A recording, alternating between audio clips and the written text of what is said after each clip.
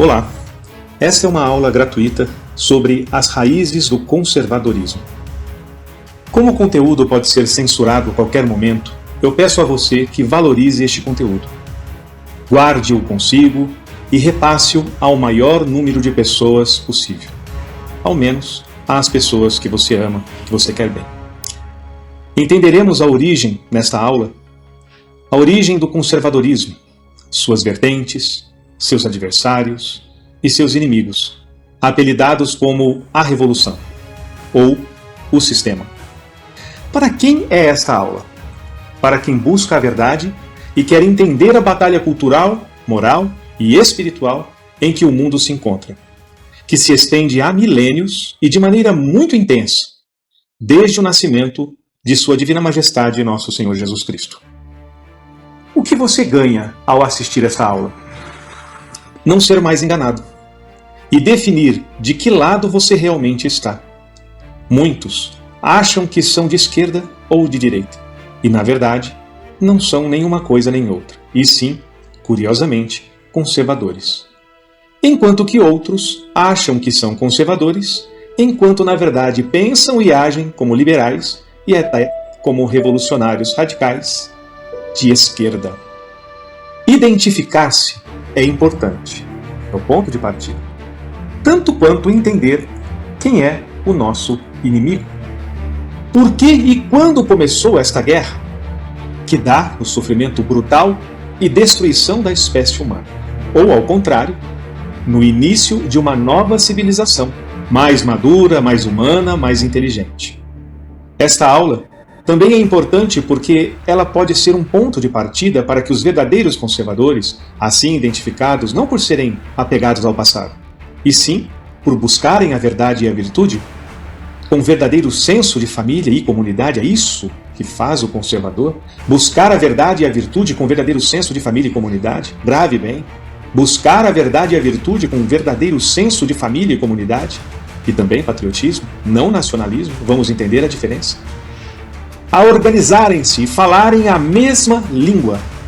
Então esta aula pretende organizar o conservador para que ele fale a mesma língua, o mesmo idioma, tenha o mesmo dicionário. Uma vez que sem união, sem o mesmo dicionário, não é possível vencerem o monstro que se tornou a revolução, o sistema. Os metacapitalistas. A esquerda conseguiu tomar o poder porque se tornou um grupo coeso, malvadamente unido. Isso aconteceu a partir da criação de uma cartilha, sabia? Com suas diretrizes materialistas e raciocínio que para nós conservadores são sociopáticos e sociopatizantes. Como assim? Sem empatia e baseados em sofismas, isto é, em conclusões falsas, que geram premissas falsas e desvalores, especialmente a inveja, a cobiça e a revolta, por parte da esquerda, e o esnobismo, por parte da direita, a direita revolucionária. Pensando neste elucidativo ponto de vista, que apresenta a identidade do verdadeiro conservador, para que os conservadores se unam em torno do que realmente vale a pena. Para isso, eu elaborei esta aula com muito carinho e temor filial a Deus, centro de nossas vidas, para o bem da humanidade. Essa aula faz parte de um curso de 2 aulas que já custou R$1.000. No entanto, é gratuita para você. É urgente. O que não é gratuito é o e-book, que dá detalhes sobre a educação no milênio medieval, e a apostila com o beabá de nossos valores inegociáveis, que custam, respectivamente, apenas R$50 e R$10. Simbólico. E por que não são gratuitos também como aula? Porque para nós, misericórdia e justiça devem estar alinhadas. Veja bem, misericórdia e justiça precisam estar alinhadas. Ser conservador não é falar de conservadorismo, é agir como conservador. Tanto o e-book como a apostila são resultados de longa e exaustiva pesquisa. Resumos breves, com linguagem acessível, do que eram centenas de páginas, muitas vezes com linguagem rebuscada. O e-book é então um resumo. São didáticos e essenciais para quem quer lutar pela causa conservadora. E porque infelizmente não há nenhuma instituição me mantendo para que possam ser também gratuitos. Alguma fonte eu preciso ter. Para nós, preste atenção por favor, para nós tempo não é dinheiro. Eu vou repetir, para nós tempo não é dinheiro, tempo é vida. Sem dinheiro, entretanto, ao menos no sistema em que vivemos, não vamos a lugar algum. Não pagamos nossas despesas com alimentação, água, luz, telefone, combustível, compra de equipamentos necessários e com veículos, como é o caso do mecânico, e remédios, porque às vezes ficamos doentes. E se você é conservador, se você é conservadora, e quer que o bem se conserve e expanda-se, com certeza você entende a necessidade de termos recursos. Por isso também aceitamos doações, tá bem? Meu nome e formação você já viu aí no vídeo, né? Sou o professor André Cardoso, da área da Política Cultural e da Genética do Comportamento. Eu sou educador e mentor desde 2006, tendo estudado na Unesp de 1995 a 1999 e no Ateneu Pontifício Regina Apostoloro em Roma, Itália, em 2003. Fonte da maioria das informações que nós vamos ver aqui. Sem mais delongas, vamos à aula. Olha só, o tema da aula é identidade conservadora. Lógica, revolução e contra-revolução. Portanto, vamos falar do verdadeiro conservador e dos seus inimigos. Qual a matéria? Política cultural. Perceba você que a primeira imagem que aparece na aula é a famosa Sainte-Chapelle, um enorme relicário em Paris, feito para guardar os pregos e a coroa de espinhos que teriam sido usadas em Cristo, Nosso Senhor. É uma das obras-primas da cristandade medieval, feita por São Luís Rey, e exprime valores inestimáveis, como a virtude da ordem, a harmonia, a virtude da piedade, a inocência e a beleza. Boas qualidades que devem ser habituais, portanto, virtudes que nos elevam a Deus, que nos tornam pessoas melhores, que nos favorecem a alegria de viver, de conviver e de progredir. Em seguida, no próximo slide aqui, vemos de um lado o brasão da Ordem de Cristo e de outro a bandeira do Império do Brasil. Aí estão não por sermos obrigatoriamente monarquistas, e sim porque fazem parte da história do nosso país, atualmente ameaçado de deixar de existir enquanto Estado pelo comuno-socialismo. O continente português, a terra de Santa Cruz, ampliada primeiro em Império do Brasil e depois em República por meio da traição, foi descoberta por cavaleiros medievais da Ordem de Cristo, que eram os Templários. Quando aqui vieram, por essas terras, tiveram um sonho que começou a ser construído e em seguida roubado. O brasileiro é, em primeiro lugar, o afável e trabalhador português católico que em algum momento casou-se com alguma aborígene e às vezes também com alguma africana. O sangue do brasileiro raiz, assim, surgiu não só com os nativos, mas com o casamento entre europeus e nativos.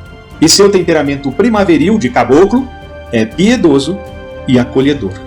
Eu vou repetir. Piedoso, piedade, fé, temor a Deus, bondade e acolhimento. Piedoso e acolhedor. Alegre, sociável, empático, comunitário, rústico, sobrevivencialista e, ao mesmo tempo, pacífico e guerreiro. Em seguida, acolheu o mundo. E aqui temos a sensibilidade japonesa, a criatividade italiana, a alegria também, né? Embora a alegria também africana, a hombridade hispânica, a bravura germânica, a comunicação francesa, a simplicidade austríaca, a esperteza árabe, do mundo árabe, e, sobretudo, a fé cristã. Não somos briguentos. Não é sem propósito que nossa pátria é de dimensões continentais, enquanto nossos vizinhos, fundados por espanhóis, mais briguentos, inúmeros países bem menores. A vocação do Brasil pode ser vista, em resumo, por exemplo, no gesto do mineiro tradicional acolher em sua casa um estranho para uma boa prosa e servir-lhe o quê? Um bom cafezinho e um delicioso pãozinho de queijo, bem quentinho, ambos feitos na hora, crocantes. E no que mais? E em seu curioso toque, na sua mania de arrumar quadros tortos em paredes por onde vai. Quase todo brasileiro faz isso. Aqui nesses dois gestos, já podemos ver parte da vocação do bom brasileiro, de raízes conservadoras. Acolher, ser bom anfitrião. E consertar o mundo de seus erros. Vou repetir, acolher e consertar o mundo de seus erros. Bem acolher os bons, combater os maus. Cada veia, cada artéria nossas, pulsam um basta a impiedade e a injustiça. É como se víssemos no brasileiro original o monge, o médico, o guerreiro, o artista, o agricultor e o construtor. Eu vou repetir, porque é uma linguagem simbólica e importante, que diz respeito a quem somos nós. A figura do monge, do médico, do guerreiro, do artista, do agricultor e do construtor, do pedreiro, do engenheiro. Monge? Como assim? Monge em sua piedade cristã contemplativa. Somos contemplativos. Médico? Médico porque cuida e quer sanar o que faz sofrer. Pode observar que todo brasileiro gosta disso. Guerreiro? Guerreiro porque odeia o mal e quer combatê-lo, ainda que lhe custe a vida. Artista? Artista porque é criativo, alegre e admirativo. Não tem remédio maior para a inveja do que a admiração. Agricultor? Agricultor porque é dado à produção campeira, não é à toa que alimentamos o mundo. É nossa vocação. É construtor porque quer um mundo melhor e não teme ir às ruas para que isso aconteça. Para que obtenha resultado, precisamos de perseverança. Querem matar as raízes culturais e, portanto, morais do bom brasileiro e, infelizmente, a Revolução obteve êxito em boa parte. Não é hora de sermos esmagados completamente, e sim do contra-ataque. O primeiro passo para que nos ergamos das cinzas é sabermos quem nós somos. Por isso, devemos conhecer nossas origens. Onde alcançamos gloriosa maturidade nos séculos XII e XIII, o espírito da ordem de Cristo, por quê? Porque são nossos fundadores. Como também, quem são nossos inimigos e como eles pensam, os revolucionários. E, finalmente, é necessário que saibamos sobre a nossa realidade atual, onde um relógio bomba, em parte de corda, em parte eletrônico, e você sabe do que eu estou falando, faz contagem regressiva em velocidade assustadora, ameaçando destruir a nossa fé, os nossos valores, a família tradicional, a igreja e nosso direito de propriedade. Encerrada a parte introdutória da aula, nós vamos agora à questão da Idade Média, que é, em aspectos éticos, morais e culturais, onde se encontra a alma do conservador. A palavra conservador, em si mesmo, não quer dizer absolutamente nada de bom ou de ruim. Ou seja, a palavra em si mesma não diz nada que nos leve a um julgamento ético ou moral. A questão é, o que esse tal conservador conserva ou quer conservar? E como saber que o que se conserva ou quer se conservar vale a pena, vale a luta, vale o seu esforço, vale o seu amor, vale a sua vida, vale a sua história? E por que essa coisa ou essas coisas são tão valiosas assim? Será que são? Para responder isso, como tudo, é preciso o quê? Um ponto de partida. E esse ponto de partida também é uma pergunta.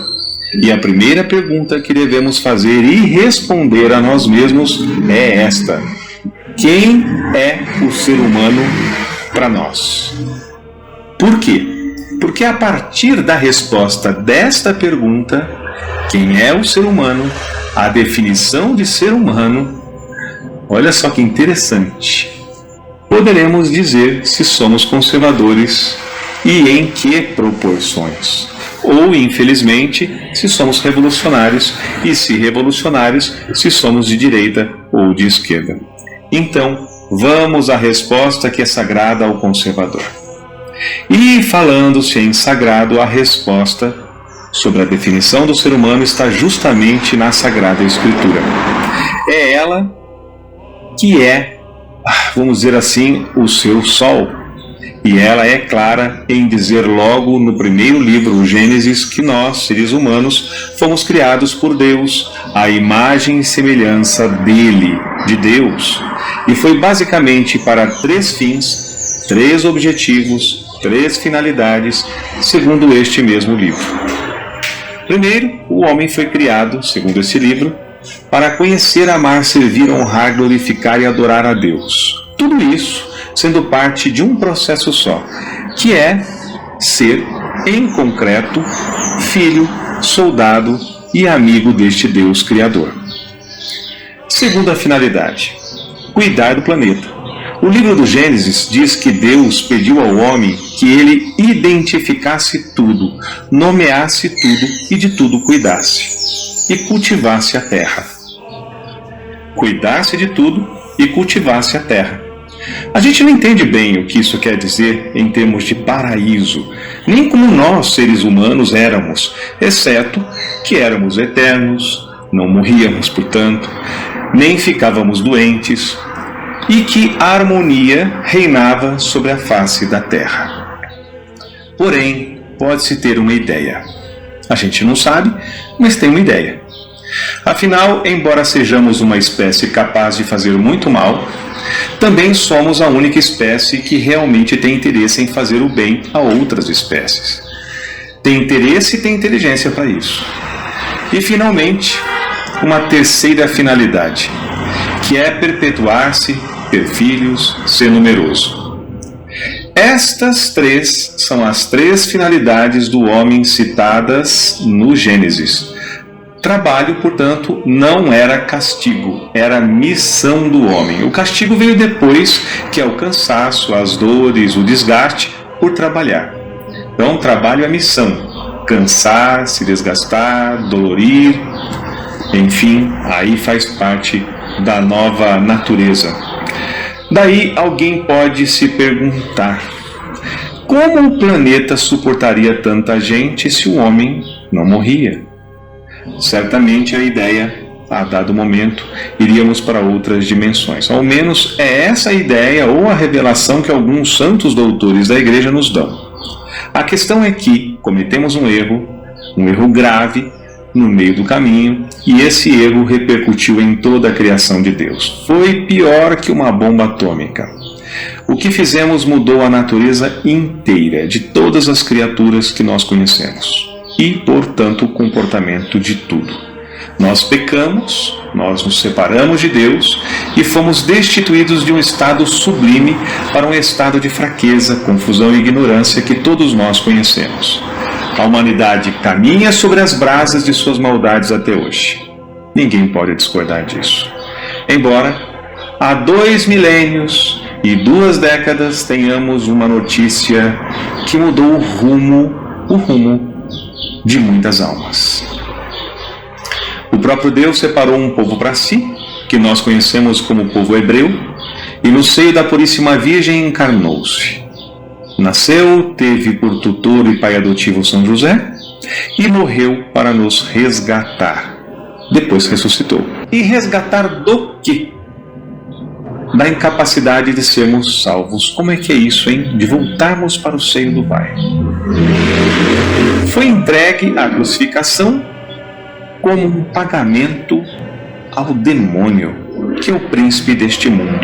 Bem, quanto maior for a sua convicção nisso, de que realmente fomos criados por um Deus que é único, e embora uno, é também trino, e que nos criou à sua imagem e semelhança, mais condições você tem de ser um verdadeiro conservador ou uma conservadora, porque é este o ponto de partida, a definição do ser humano. Temos alma e também temos espírito. Somos eternos. Dito isto, vem-nos a pergunta: e o que pensam os revolucionários? Nós já entendemos o que pensam os conservadores. O ponto de partida, a definição do ser humano para os conservadores. E qual é a definição do ser humano para os revolucionários? Os revolucionários são assim chamados, tanto de direita quanto de esquerda, porque são, na sua maioria, ou ateus ou não ligam para Deus, como se Deus não fosse esse Deus apresentado por sua Divina Majestade, Nosso Senhor Jesus Cristo. E muito menos pensam em tudo o que o próprio Deus fez por nós na pessoa do Filho. E se pensam, fazem-no de forma desconfiada e bem crítica. Alguns até têm raiva de Cristo. E é por isso que tratam ou tendem a tratar o ser humano como mais uma espécie animal, de modo que, sendo inteligente e mal, deva ser maltratado ou controlado com rigor, ou ainda, em nome do poder, os humanos devam ser mortos, segundo os interesses dos que lá estão nesse poder. Resumidamente, é isso que cada um pensa do que é o ser humano. Então nós temos de um lado o espiritual, conservador, e o materialista, revolucionário. O conservador se conserva para viver em harmonia e com a maior unidade possível. E para isso cria regras culturais que possam facilitar esse processo. Processo do quê? De viver em harmonia. E o que mais? Que também se conserva para a eternidade e por isso não é materialista. Ou seja, não tem a matéria como seu fim último. A matéria pode sim zelar muito bem, mas como algo necessário enquanto ele, o homem, a mulher, o ser humano, está vivo para existir, conviver, progredir, caminhar bem, segundo os desígnios de Deus. Está claro? Já o revolucionário vive para si, vive para a matéria. E o prazer é a sua bússola, é o seu ego, a sua vaidade, não Deus. Ele está entregue a si mesmo, sendo que a diferença entre os de direita e os de esquerda é que os primeiros são mais moderados no que diz respeito à tolerância aos conservadores, isto é, contanto que nós conservadores não os aborreçamos com os ensinamentos de nosso Senhor Jesus Cristo. E os de esquerda? Os de esquerda, sequazes de Satanás, são intolerantes e querem nosso extermínio. Vamos falar disso novamente mais adiante. A questão, neste primeiro momento, é desmentirmos as calúnias contra a Idade Média feita pelos revolucionários. Porque é onde o conservadorismo tomou uma proporção de maturidade inigualável. E é isso que vamos fazer aqui nesta aula de modo bem sucinto. Primeiro, o que é a Idade Média? Por que ela é chamada assim? Por que Idade Média? E quem a chamou assim? O período medieval. Pois é, o período medieval é um período que começou no século VI, após a morte do grande doutor da Igreja, Santo Agostinho de Hipona, e terminou no final do século XV, início do XVI. Mais ou menos quando o Brasil foi descoberto e quando a primeira missa aqui foi realizada. Portanto, estamos falando de um período de 1000 anos. Nenhum outro período tão longo recebeu o mesmo nome.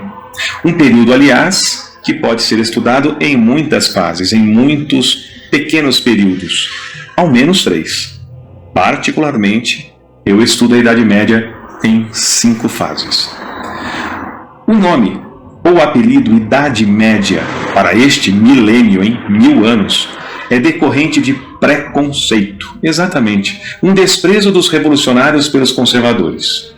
Eles os revolucionários, viam este milênio como uma ponte entre os tempos antigos e o moderno. Entretanto, nem de perto isso é verdade.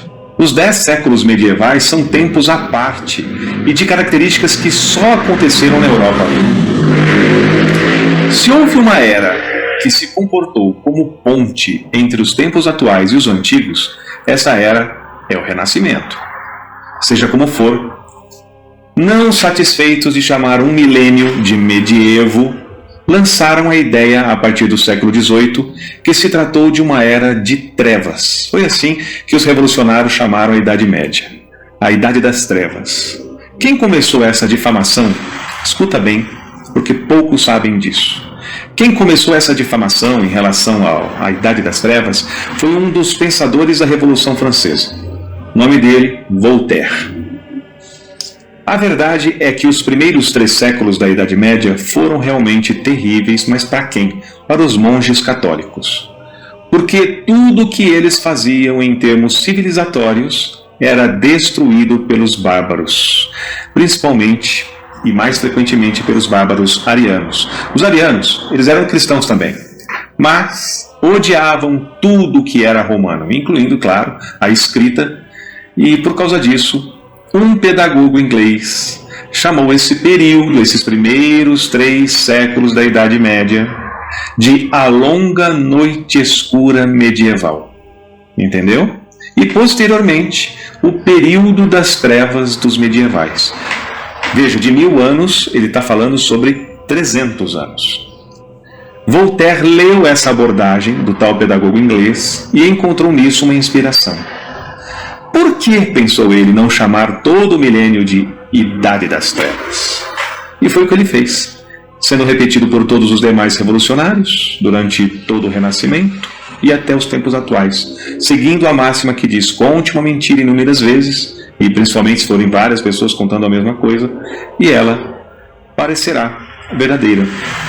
A questão é que, como veremos, trata-se de um milênio de luz, de virtude inigualável. E o que esse pedagogo inglês notou, embora verdadeiro, poderia ter sido verificado por outro prisma. Porque se é verdade que os monges sofreram ao verem suas obras estraçalhadas repetidamente, também é verdade que eles foram incrivelmente incansáveis.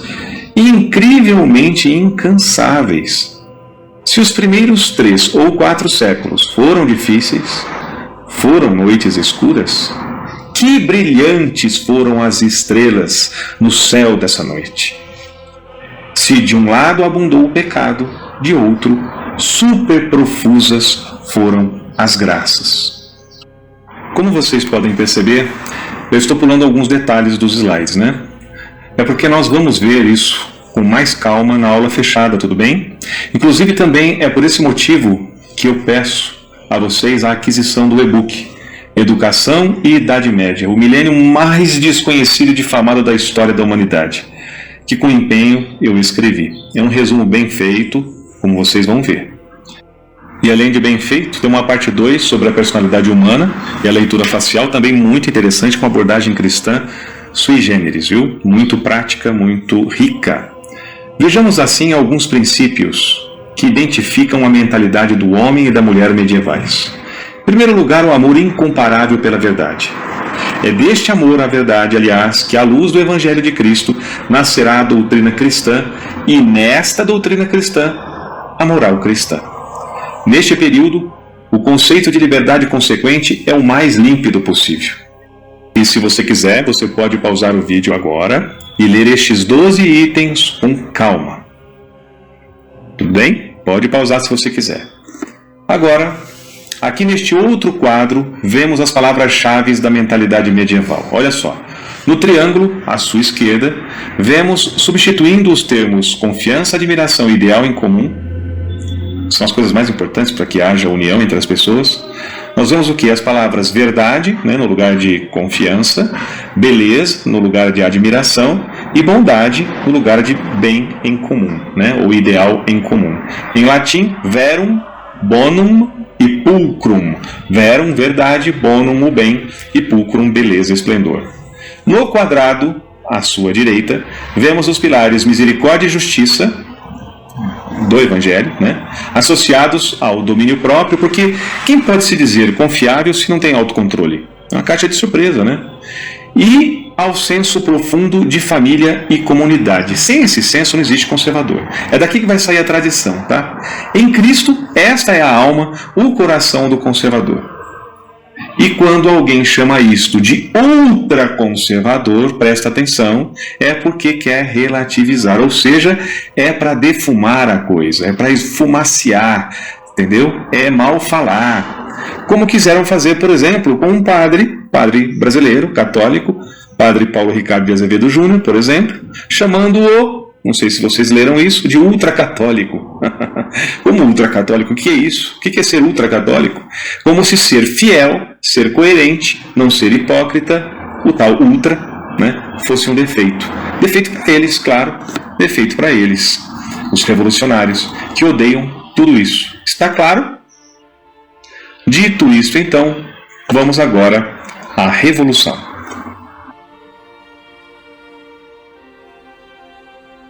Há alguns minutos, foi discorrido aqui na aula quem é o ser humano para o revolucionário.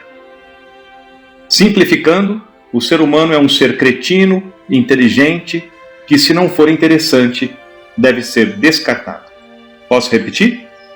O ser humano para o revolucionário é um ser cretino, inteligente, que, se não for interessante, deve ser descartado. É um conceito que todos aqui que me ouvem já sentiram na pele. Não é à toa que amigos, hoje em dia, são raridade. E os relacionamentos se resumem em quê? Em interesse. Por quê? Porque para os revolucionários a moral católica é uma ilusão.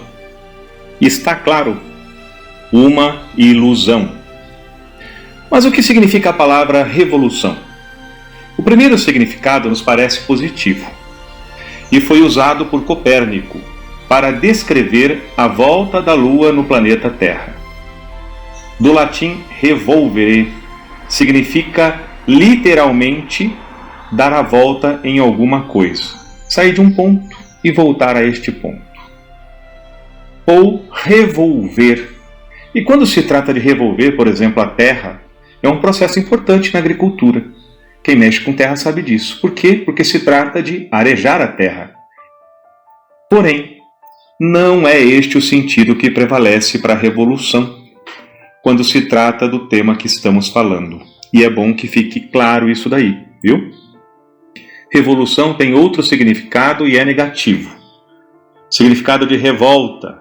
Revolta contra a ordem estabelecida, ou pior, uma desordem que pretende ser organizada o suficiente para manter a bagunça, a desordem. É por isso que nós, conservadores, preferimos usar o termo contra-revolução para nossos atos de combate à bagunça, à desordem, ainda que a desordem seja um caminho para isso. As manifestações do povo brasileiro contra as ameaças do comunismo neste ano de 2022, em novembro, não deixa de ser um ato contra-revolucionário, tá bem? A respeito da revolução, nós precisamos entender o que ela mais odeia em nós conservadores. E a resposta objetiva é esta: a revolução odeia a moral cristã. E talvez você que está aí me ouvindo e considera-se conservador, talvez também odeie, porque você está submetido a um treinamento deles. A questão é, por que o revolucionário odeia a moral cristã? Será porque seria uma hipocrisia? Não é por isso que eles odeiam, não.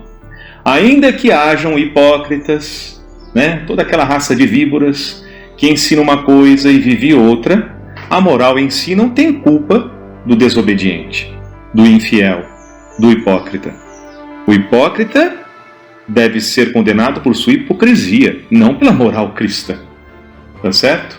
Então, por que o revolucionário odeia a moral cristã? Por que os revolucionários a odeiam tanto? Por muitos motivos, viu? Mas os principais são dois. Os revolucionários querem mais prazer e prazer desordenado, libertino, sem impedimento. E querem também prevalecer sobre os outros, sobre as outras pessoas. Querem poder, querem usura, querem vantagens e, ao mesmo tempo, não suportam que alguém, ainda que o mereça, esteja em vantagem sobre eles. Por quê? Porque são invejosos e cobiçosos. Um outro motivo, importantíssimo também, é em relação ao próprio Cristo. Entre os revolucionários, há os ateus e os que não acreditam que Cristo é quem diz que é. Em suma, odeiam Jesus. Vocês podem se lembrar, por exemplo, dos fariseus, saduceus, que odiavam Jesus. Então, temos três motivos: por prazer, por lucro e contra Jesus. Os revolucionários, então, reuniram-se por décadas e séculos para pensar em como destruiriam a moral cristã. A coisa não funciona tão organicamente assim a princípio. O demônio vai inspirando aos poucos. E então os revolucionários elencaram os principais pilares que sustentam a moral cristã. Vamos lá, o primeiro, a busca pela verdade. Nossa, isso é tão importante, eu gostaria muito que vocês olhassem isso com carinho. Talvez vocês não entendam bem a importância disso. Por quê? Porque vocês estão ensinados pela revolução, que cada um tem a sua verdade, etc. Não estou falando disso, estou falando dos fatos. Estou falando da verdade mesmo tal qual ela é. Tá? Não se trata das crenças humanas, sim dos fatos. A busca pela verdade é o primeiro pilar. O segundo pilar é a fé. A fé como um dom de Deus. E o terceiro pilar, que na verdade é o primeiro, é o próprio Cristo, sem o qual ninguém tem vida eterna. Quem disse isso? Ele. Logo, para destruir a moral cristã, teriam que negar a verdade, a fé e o próprio Cristo, o próprio Messias, o próprio Jesus. Para destruir a verdade, o que eles fizeram? Começaram atacando São Tomás de Aquino. Presta bem atenção. Mas não deu certo. Graças a Deus, não deu certo. Então os revolucionários iluministas eram esmagados nos argumentos. Então passaram a fazer o quê? Ora, se quando eu falo de alguém é muito bem defendido, o que eu devo fazer então? Não devo mais falar dessa pessoa. Devo ignorar não só a pessoa, mas a existência, o pensamento, as ideias dessa pessoa. Tudo que é ela, como se ela nunca tivesse existido. Então os revolucionários falavam de qualquer coisa, exceto da lógica tomista, e aos poucos São Tomás de Aquino foi caindo no esquecimento, e com ele a fé verdadeiramente iluminada pelos tempos medievais, por esse processo de amadurecimento de 1000 anos, especialmente nos séculos IX, onde surgiu muitos aprendizados interessantíssimos com o bem-aventurado Carlos Magno, e no auge da Idade Média, que são os séculos XII e XIII, mas inclui aí também o XI. Realmente, quando se quer destruir alguém, as táticas dos revolucionários são sempre duas. Presta atenção. Presta atenção, porque eles fazem isso e podem fazer isso com você que está me ouvindo, comigo, com todos nós, viu? E muita gente boa que você não conhece porque eles fizeram você não conhecer. Nós tivemos, por exemplo, no mundo da República, um grande homem chamado Gabriel Garcia Moreno. Já ouviu falar dele? Então, eu tenho certeza que dificilmente você deve ter escutado. Se você ouviu, foi de alguém muito especial, que é contra-revolucionário, com certeza, muito culto.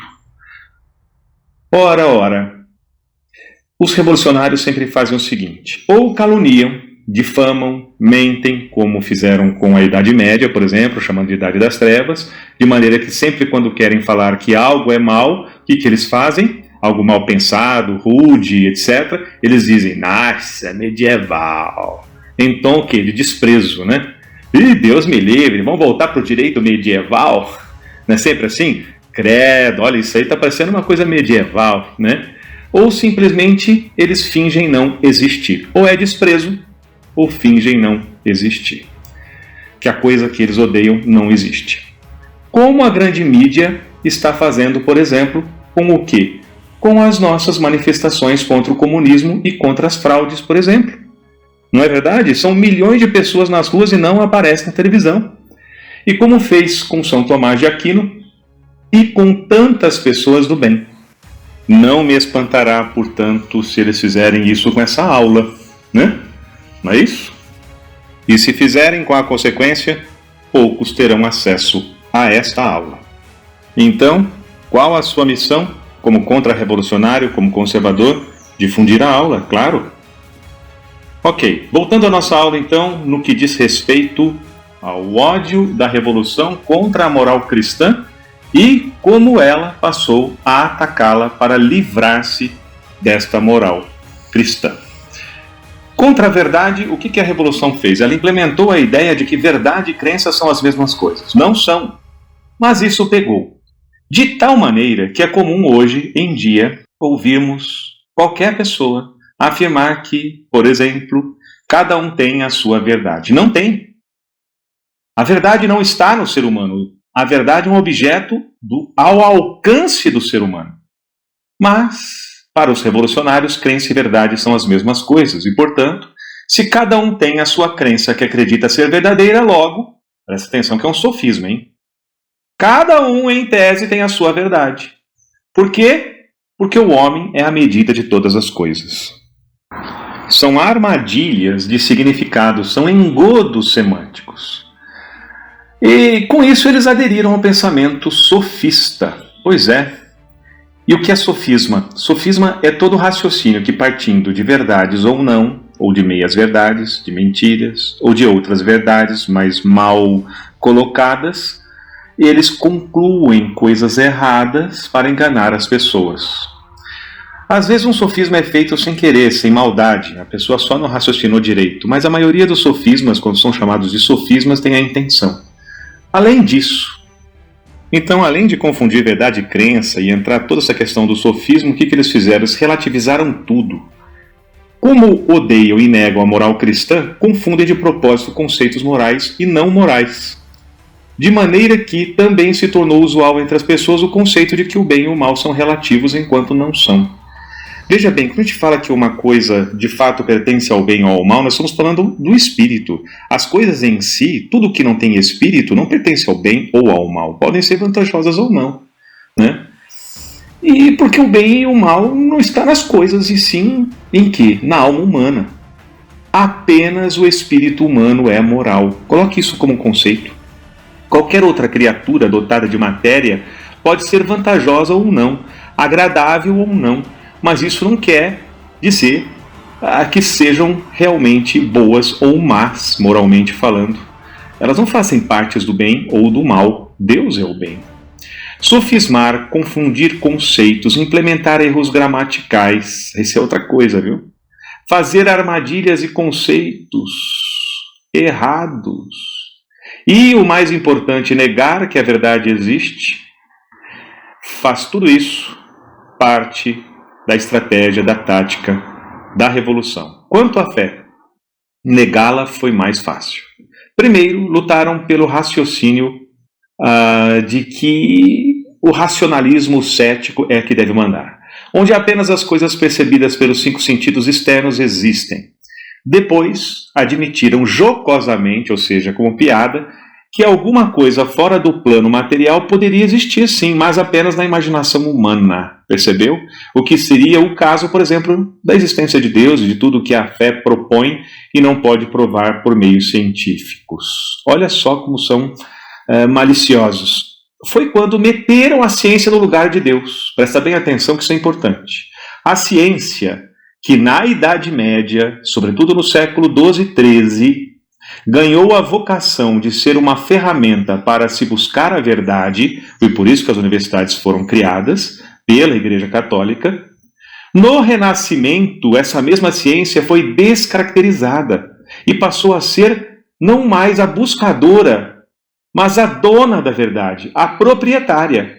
Olha só, ela não está mais a serviço da verdade, mas como proprietária. A verdade se tornou escrava da ciência. Mas isso causou um vazio de sentidos. A essa descaracterização nós chamamos de cientismo ou cientificismo, tá? E isso causou um vazio enorme, principalmente nas pessoas mais sensíveis. Para solucionar isso, o que eles fizeram?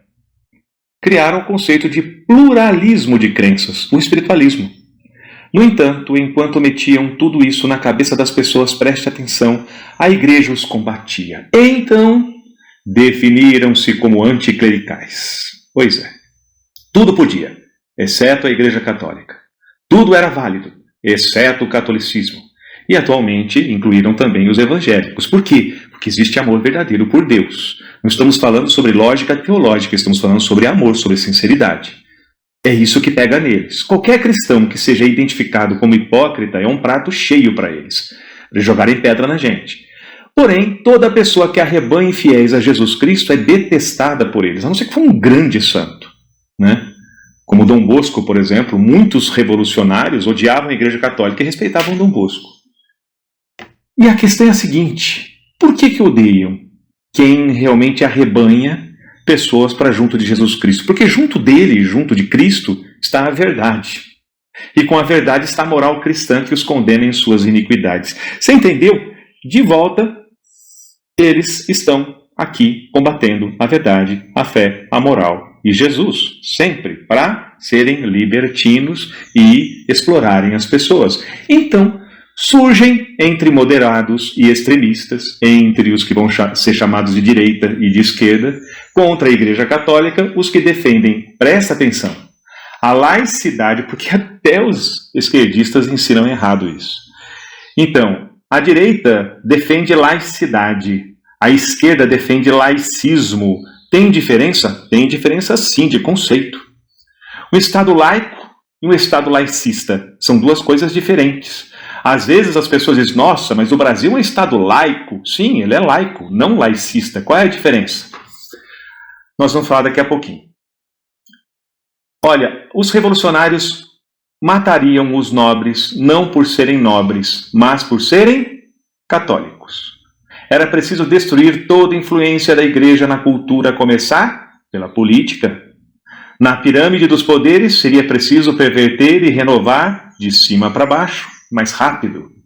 Por isso, mataram tanta gente inocente na Revolução Francesa. Eu não sei se você já leu a respeito ou assistiu algum documentário a respeito que seja realmente sincero. A Revolução Francesa foi realmente genocida. Não dá para comparar, por exemplo, a Revolução Francesa com a Inquisição Católica. A Inquisição não matou nem 50% do que a Revolução Francesa fez. E na Inquisição existia julgamento, e as pessoas eram julgadas, e muitas vezes, na grande maioria das vezes, eram inocentadas, ou pagavam alguma coisinha, enfim, umas caminhadas, andava a pé não sei na onde e tal. Totalmente diferente da Revolução Francesa, que era guilhotina mesmo, não tem a conversa não. Olha só, eu nem estou falando nas questões polêmicas de cada coisa, estou falando sobre a regra do negócio. A gente tem problemas na Inquisição também, mas a Inquisição tinha um fim, que muitas vezes foi usado politicamente contra alguém extraordinário, como foi a situação de Santa Joana d'Arc, tá certo? Mas a finalidade da Inquisição era inquirir, era julgar, e muitas vezes absolver, e absolvia quase todo mundo ali. Se você for estudar, você vai ver. Diferente da Revolução Francesa, que era realmente genocida. Ah, você é católico, você é nobre, tchau, morreu. A Revolução Francesa matou muito mais gente que a Inquisição, e eu estou repetindo isso porque é importante você ir atrás disso, incluindo que os motivos não eram crimes, eu preciso frisar isso, e sim serem católicos, serem cristãos, ou de alguma família real, ou ainda alguém muito ligado a estas famílias. Pelo amor de Deus, né? Então não era um perigo que a pessoa trazia, nem para a fé, nem para a sociedade, nem para a salvação, nem para nada. É genocídio mesmo. Nobres que, a saber, foram antes corrompidos por quem? Pelos próprios iluministas, desgraçados, né? Os revolucionários. A fim de quê? Por que os iluministas perverteram mais ainda os nobres? Para incriminá-los depois, influírem na opinião pública. Sobre isso, eu aconselho você a leitura do livro Despreocupados rumo à Guilhotina, de João Cladias. Na verdade, hoje ele é padre João Cladias, Monsenhor Cladias, né? Fundador dos Arautos do Evangelho. Então, voltando ao tema laicismo e laicidade, isso é importante porque existe diferença de conceito entre um país ser laico e um país ser laicista, como eu disse para vocês. E precisa repetir isso, porque é meio parecido os termos, e tem muita gente que insiste. Já dei aula para muita gente que, depois de ter assistido a aula, continuou fazendo a mesma bobagem, chamando o Brasil de laico, mas com tratamento de laicista. A ideia de um governo laico, presta atenção, que é o caso do Brasil, e não laicista. O Brasil é laico, não laicista. É a ideia de não ter uma religião do Estado, de independência, autonomia do Estado em relação à igreja, ou seja, aceita-se as influências normais que um governante traga consigo, inclusive de ser católico. Embora, para evitar tais influências cristãs, que hipocrisia, né? As sociedades secretas criadas pelos revolucionários, desde o iluminismo, desde o século XVIII principalmente, fazem de tudo para que nenhum cristão seja candidato. E se for, não tenha poder político, não governe. E se governar? E se tiver poder político? Tem que ser rapidinho, porque senão morre. E aqui já entendemos que tanto a direita quanto a esquerda são inimigas do verdadeiro conservadorismo. Embora, preste atenção, essa palavra conservadorismo seja nome de outras escolas de pensamento no âmbito político e econômico, que não tem nada a ver com o que estamos falando aqui na aula, que é mais propriamente sobre a mentalidade que sustenta e compõe um conjunto de ideias, que é a filosofia para a implementação de ações políticas, ou seja, governamentais, para determinada criação de cultura ou manutenção de cultura, principalmente as expressões artísticas, cujo ponto de partida é qual? Como já compreendemos, é a definição do ser humano. Quem é o ser humano? Porque política cultural, nossa aula aqui, cuida disto, do porquê, do para que algo é feito, as intenções, as ideias, os valores ou desvalores, né, que estão por trás das ações políticas que promovem determinadas questões culturais. Ou seja, a pergunta que se faz é: eu estou fazendo determinada política cultural para o controle social, como quer a revolução? Então, eu preciso dividir as pessoas e, para isso, destruir entre elas confiança e admiração, colocando no lugar prazeres e burrice. Se, por outro lado, eu quero que as pessoas evoluam espiritualmente, sejam mais virtuosas, sejam melhores enquanto seres humanos, tenham um convívio melhor, sejam mais humanizadas, o caminho é exatamente o contrário. Está claro? Você entendeu por que o conceito de ser humano é o ponto de partida? A revolução encontrou uma técnica para destruir a influência cristã e trocar a moral católica pelo controle social. A técnica em si não tem propriamente um nome, presta atenção, mas podemos chamá-la de MHC. MHC, iniciais de mentira, homicídio e controle. Decora isso que é bem didático, hein? MHC. Mentira, homicídio e controle. Sempre será assim. Mentira, homicídio e controle. Mentira, homicídio e controle. É por isso que a esquerda fala uma coisa e faz outra. É exatamente o comportamento do sociopata, do psicopata. A mentira é deles. Faz parte da estratégia de poder e controle. Quanto ao homicídio, e porque não tem maior poder do que matar, o poder de fato está nas mãos de quem tem o poder de matar, entende? E se tem algo que a esquerda sabe fazer, não só a esquerda, como também a direita, aliás, o ser humano em geral, né, quando quer alguma coisa, quando é extremista, vai para o extremo, mas a direita sempre de maneira mais amena, é o modus operandi dela. Tanto um quanto o outro, e de maneira especial a esquerda, o que ela sabe fazer é matar. Os que entendem, os esquerdistas, que são seus adversários e inimigos. E, finalmente, o controle. Aí das drogas. Controle, vício. Vocês já entenderam como eles fazem tudo. Não acreditam em Deus. Presta atenção. A maioria deles não acredita em Deus. Ou são satanistas, né? Que é a nova versão deles.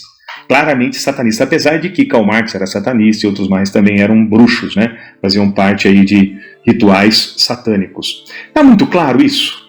Está muito claro que eles são coerentes com o ateísmo.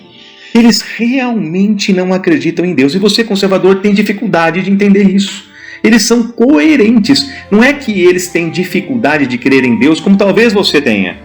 Não, eles acreditam de fato. Eles têm a fé, vamos colocar entre aspas, a convicção de que Deus não existe. Não acreditam em Deus, portanto, essa vida é o quê? A vida é um jogo.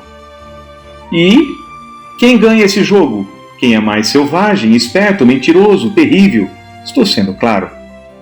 Pois bem, entendido isso, acho que ninguém tem mais dúvida que a revolução, o sistema, esse demônio, esse monstro, tem dois braços. Um braço direito, que é a direita revolucionária, e o braço esquerdo, que é a esquerda, os marxistas, os fascistas, os nazistas, toda essa gentalha. E é porque o povo começou a entender isso, presta atenção, e é porque o povo começou a entender isso é que o povo, foi para as ruas neste ano contra as barbaridades. O povo brasileiro não aguenta mais ser enganado. E o perigo é que o comunismo traz para o Brasil, nesse momento, é o pior possível. Todo mundo hoje em dia já sabe que esse negócio de justiça social é uma baita armadilha, é uma baita falácia para enganar trouxa, e que o que eles querem é destruir os valores cristãos de uma vez por todas e controlar todo mundo, como acontece na China, por exemplo, e em todo lugar por onde se implantou o socialismo. E eles são tão fanáticos por igualdade a qualquer custo e controle social, o tempo inteiro, né? Igualdade, controle social, igualdade, controle social. Ai, credo, Deus me livre. Que Engels aponta a família tradicional como a causadora de toda desigualdade. Eu não estou brincando, não. Ou seja, eles não importam se a vida da pessoa será solitária, perdida, sem paz, sem nada, vazia, contanto que se implante a tal igualdade. Igualdade por quê? Por que não justiça? Porque justiça é moral. Eles não negam a moral? Eles até falam de justiça, mas não estão nem aí para a justiça. A gente precisa lembrar que eles negam a moral. É difícil o conservador compreender isso, né? Um outro raciocínio. Eles negam a moral e, portanto, eles negam que existe o bem e o mal. Então, o que os move? Não é justiça, gente. Não é justiça social. Eles não acreditam na moral. O que os move é a inveja, a cobiça e a revolta. Uma coisa é o discurso, uma coisa é a narrativa, outra coisa é o que é. Mas então por que não é tão fácil de ver isso? Bom, primeiro que a maioria das pessoas não leem, né? Não buscam informações, né? Ficam no TikTok, né? Mas a situação é o seguinte, a revolução implantou antes da esquerda o capitalismo. Vamos lá, vamos entender. Muita gente não consegue entender a armadilha da esquerda porque a revolução implantou antes o seu braço direito, o capitalismo, que é cruel e materialista também. Cruel e materialista também, é o mesmo demônio. E é em cima das misérias causadas pelo capitalismo é que o socialismo trabalha. Presta bem atenção, nós não estamos condenando o dinheiro, gente. Estamos condenando fazer do dinheiro um Deus.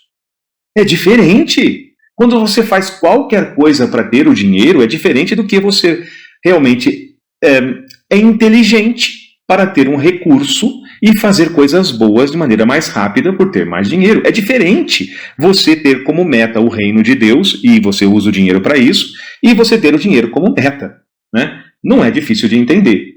Tá certo? E é em cima das misérias causadas pelo capitalismo é que o socialismo trabalha. Porque se ele não trabalhar em cima dele, em cima do capitalismo, que é o outro braço do mesmo monstro, ele não tem sentido de existir, perceberam? E o capitalismo?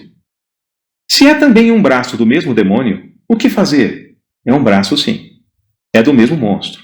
Mas é um braço mais light, mais disfarçado, menos eficiente para nos fazer o mal.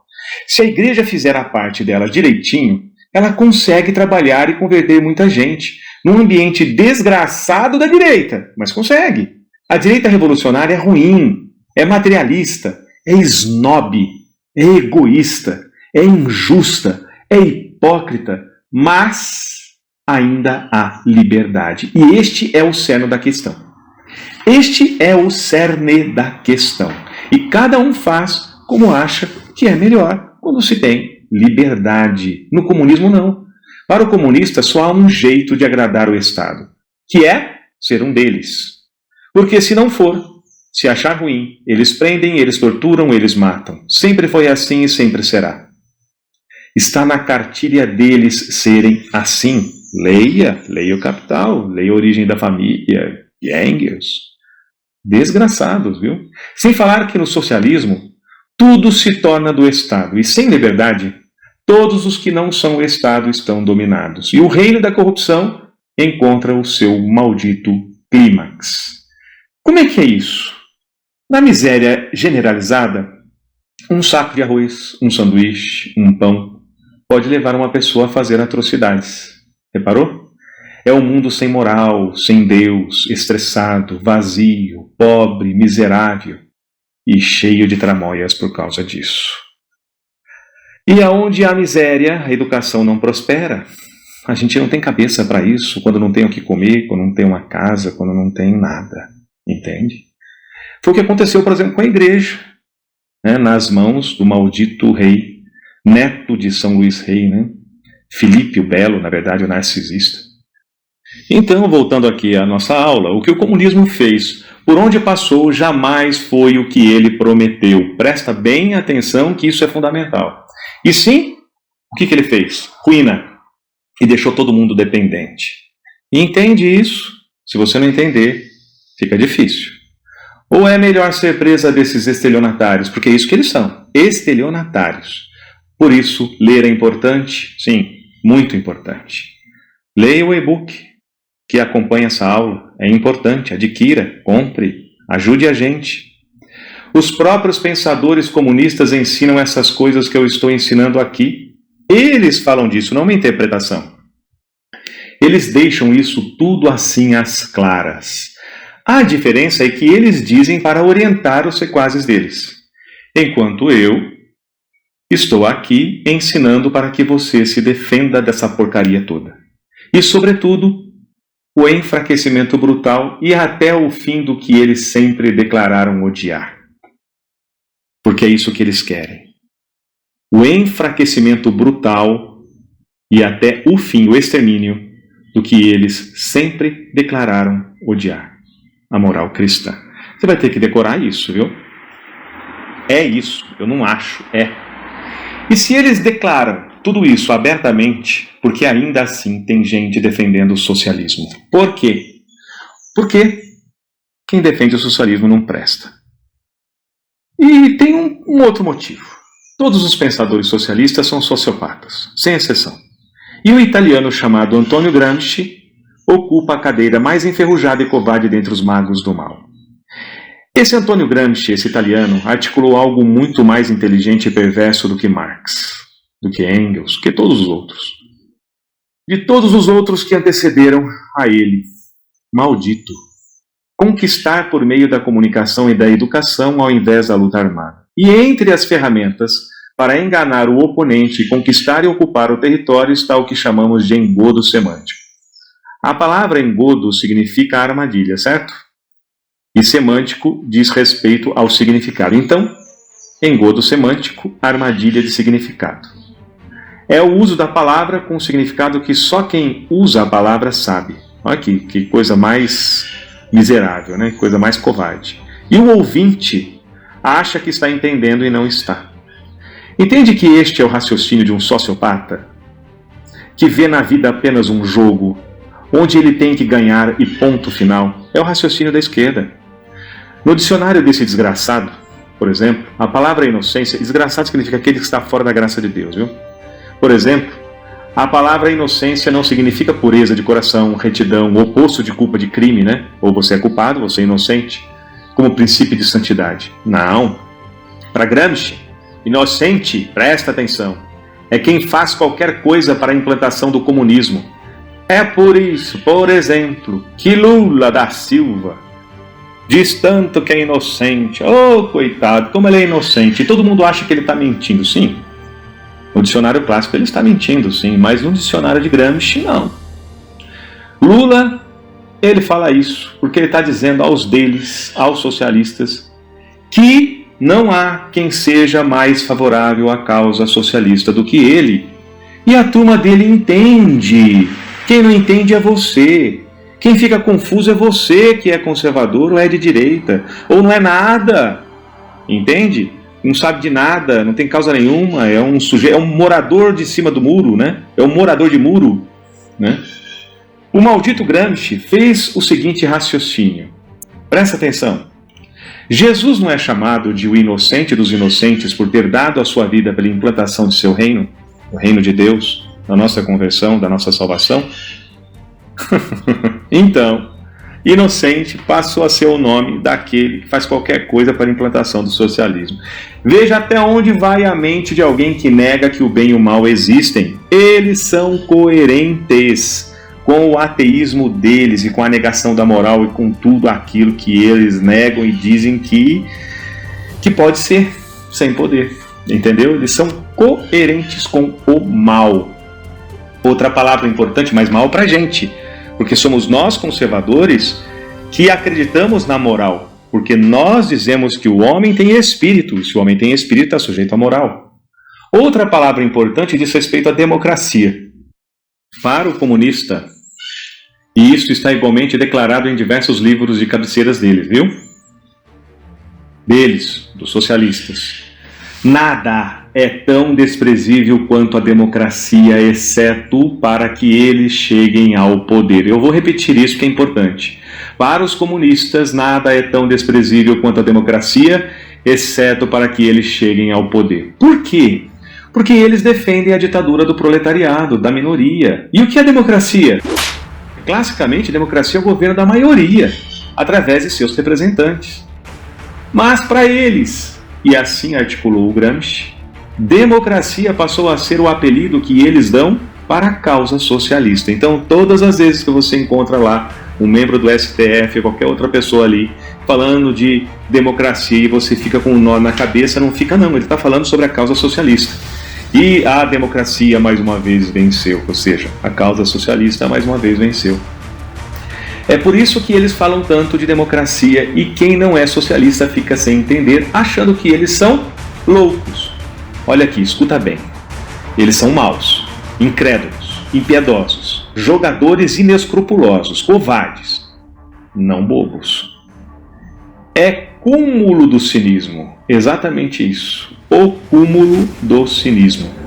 E esta coerência que eles têm com os princípios deles, na verdade os antiprincípios, deixam os cristãos atônitos, confusos, mas é este o objetivo.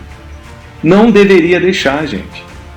Sejam os cristãos tão coerentes assim e reconquistaremos o que a Revolução nos tirou. Entendeu? O nosso papel aqui é a reconquista, porque se o mal é assombroso, tanto mais poderoso é o bem. Mas se, e somente se, o bem for verdadeiramente bem. Ou seja, a nossa luta não é por amor próprio, tem que ser por amor a Deus, tem que ser por amor ao próximo. Como quem? Como eles são verdadeiramente maus, nós precisamos ser verdadeiramente coerentes com o bem. Estou sendo claro? Dito isto, a partir daqui, precisaremos falar sobre a ordem mundial. Sobre a nova ordem mundial, sobre a NON, e o Brasil e as atualidades. Mas não será agora, viu? Se você quer fazer parte dessa família, a dos verdadeiros conservadores, antes de tudo, será necessário, preste atenção, um encontro pessoal com Deus. Como isso acontece? Olha você no seu quarto, com toda a sinceridade, diga a Deus sua dificuldade de crer nele, peça sinais, busque os sacramentos, vai atrás de Deus, seja sincero, confesse os seus erros com ele, seja amigo dele, ele vai se manifestar de maneira sensível quando for a hora certa. Aconteceu comigo em 1993. Vai acontecer com você também. Tá bem? Deus nos ama a todos. Porque o inimigo, o revolucionário, consciente de sua revolução, não o bobo, o otário que está aí fazendo número, mas o inimigo consciente, esse é convertido ao ateísmo, ele é ateu de verdade, ele é coerente com esse ateísmo, ele é radical.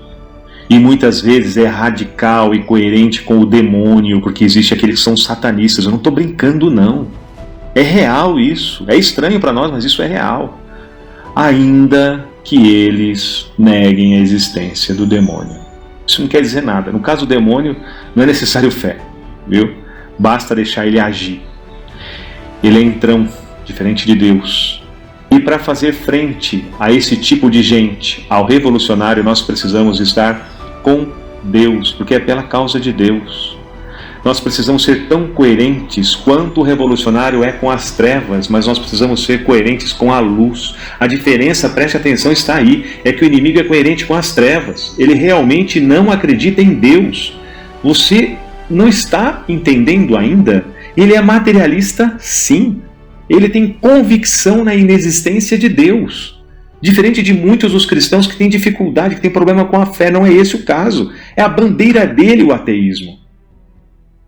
Olha, eles acham que a vida termina aqui e eles farão qualquer coisa para se prevalecerem. Você tem que entender isso. E nós precisamos ser coerentes com o quê? Com a luz. O que São João escreve? Deus é luz e nele não há treva alguma. Se dizemos que temos comunhão com Ele, mas nós andamos nas trevas, somos incoerentes, mentimos e não seguimos a verdade. Fora da verdade, não há conservadorismo. Entende? Saia de cima do muro, por favor. E que luz é esta que nós defendemos, então? Nossa luz é Cristo. Deus é luz e nele não há treva alguma. Porque cremos que quem mais ama deve ter maior poder. Quem mais deve ter poder? Quem deve ter maior poder? Quem mais ama. O que eu estou falando é fazer o bem e querer o bem nos princípios da pureza, da retidão, da inocência. Está muito claro? E ninguém ama mais do que aquele que dá a sua vida por seus amigos, a fim de que esses amigos sejam eternos. Então, finalizando, deixo aqui para vocês o convite para me seguirem no Instagram e ajudarem-me a continuar a difundir este conhecimento sem o qual seremos enganados e massacrados.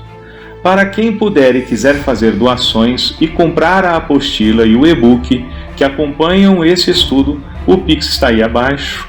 O Pix é este, é do Banco Bradesco, 19 99 700 9898. E se você, enfim, é uma pessoa de fé, eu te peço uma gentileza, uma caridade cristã, que é orar de todo o teu coração por minha salvação e pela salvação dos que eu amo, dos que me querem bem, tá?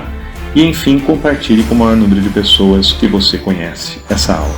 Um pouquinho longa, sim, um pouco, mas vale muito a pena e ela faz toda a diferença.